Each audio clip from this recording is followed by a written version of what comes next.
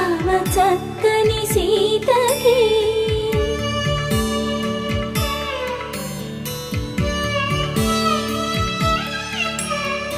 ఎర్ర జాబిలి చేయి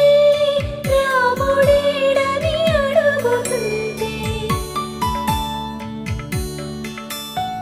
చూడలేదని పెదవి చెప్పే చెప్పలేమని కనులు చెప్పే నల్ల పూసైన